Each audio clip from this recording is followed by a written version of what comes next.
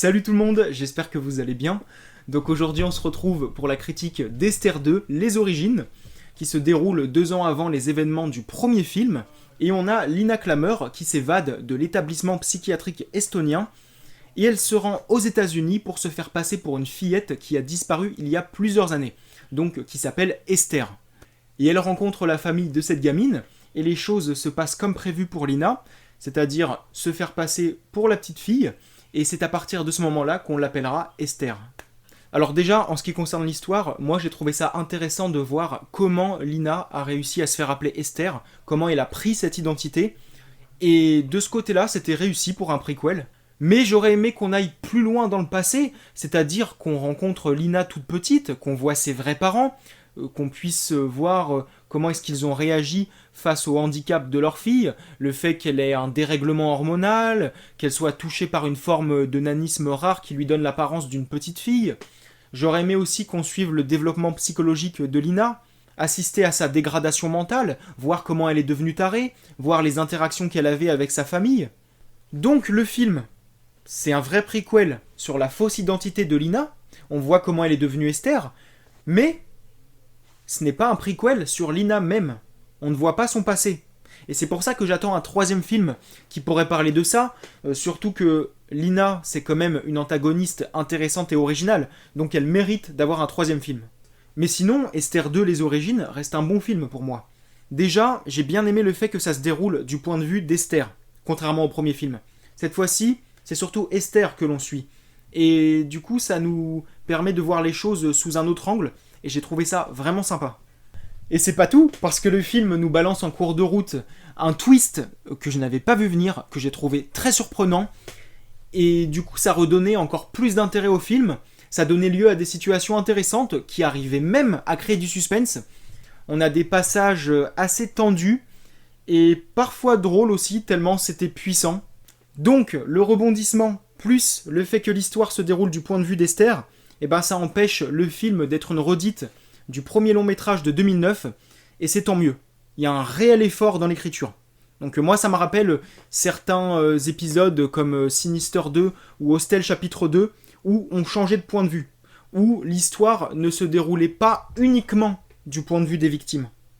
Dans Sinister 2, on accordait du temps aux enfants maudits, et dans Hostel chapitre 2, aux bourreaux.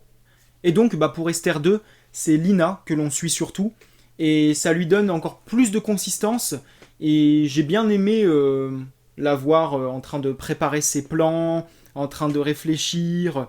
Il y a vraiment ce côté un peu intimiste.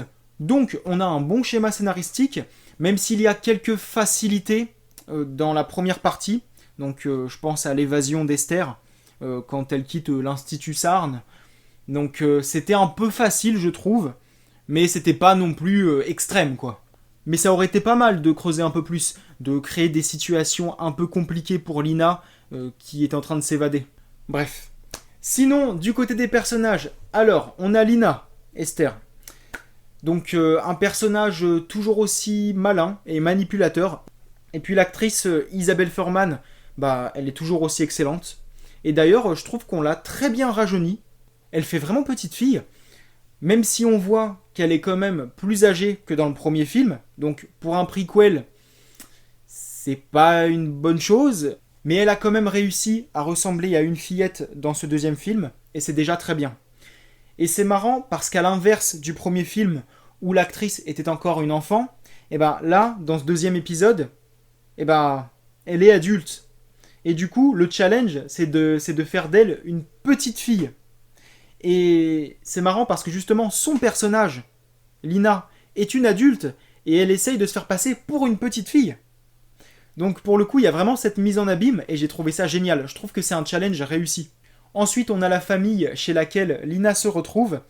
Et ce sont des personnages qui sont assez développés. On les cerne bien, ils ont leur personnalité. Donc la mère, alors c'est celle qui a le plus de consistance. C'est un personnage que j'ai vraiment aimé, qui était très intéressant, et donc au fur et à mesure elle va devenir badass, et donc elle est jouée par Julia Stiles, donc une actrice que j'aime bien en plus. Elle a joué dans le remake de La Malédiction, donc un remake qui sert un peu à rien, mais la prestation de l'actrice était bonne et l'ambiance aussi était cool. C'était une ambiance un peu froide, un peu plus tendue. Et elle a aussi joué dans Out of the Dark, donc un petit DTV sympathique.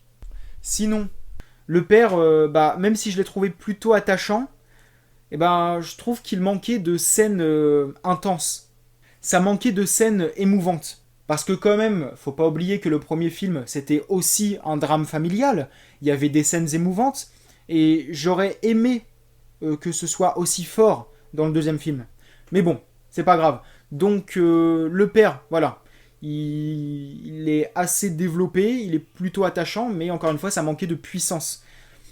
Et par contre, l'ado, non, moi je l'ai pas trouvé attachant. Plus le film avance, et plus c'est une tête à claque. C'est vraiment le petit con par excellence, quoi. Et puis bon, c'est un adolescent plutôt banal, quoi. C'est dans son genre. Je veux dire, il aime bien faire la fête avec ses amis, il fume. Et puis sinon, les autres personnages, bon, ils sont pas aussi importants que les autres en termes de présence, en termes d'apparition à l'écran. Mais il y en a deux surtout qui sont quand même importants par rapport au déroulement de l'histoire. Et pour terminer, je passe à la réalisation, à l'exécution. Donc écoutez, ça va être rapide, hein.